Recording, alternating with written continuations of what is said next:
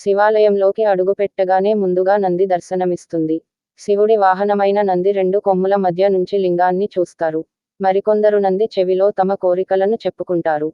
అయితే నంది ప్రాముఖ్యత వెనుక ఓ బలమైన కారణం ఉంది. అపార జ్ఞాన సంపన్నుడైన శిలాదులనే ఋషికి సంతానం లేకపోవడంతో వెలితిగా ఉండేది. సంతాన భాగ్యం కోసం తపస్సు చేసి పరమేశ్వరుని ప్రసన్నం చేసుకున్నాడు.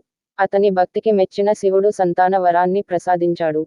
శివుడి వరం పొందిన శిలాదుడు యజ్ఞం చేస్తుండగా హోమగుండంలో నుంచి బాలుడు ప్రత్యక్షమయ్యాడు.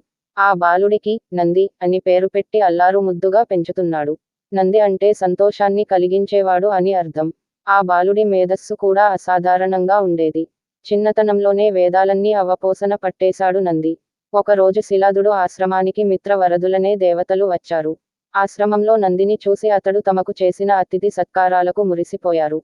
వారు వెళుతూ నందిని దీర్ఘాయుష్మాన్ భవ అని ఆశీర్వదించబోయి ఒక్కసారి ఆగారు. నంది వంక దీక్షగా చూస్తుండగా వారి చూపుల్లోని ఆంతర్యాన్ని శిలాదుడు గ్రహించాడు. నంది ఆయుష్షు త్వరలోనే తీరిపోతుందని వారి ద్వారా తెలియడంతో ఆందోళన చెందాడు. అయితే దీనికి మార్గం శివుడే సూచిస్తాడని నంది తపస్సు చేశాడు. ఆయన తపస్సుకి మెచ్చిన శివుడు ప్రత్యక్షమయ్యారు. శివుడ్ని చూసిన నందికి నోటిలో నుంచి మాట రాలేదు.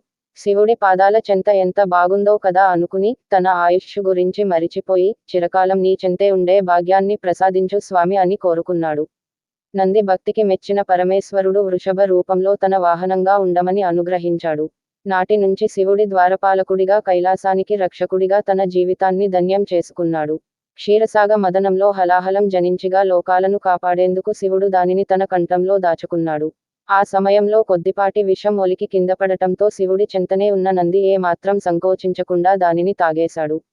దేవతలే ఆ విషానికి భయపడి పారిపోతుంటే నంది శివుని మీద నమ్మకంతో సంతోషంగా స్వీకరించాడు.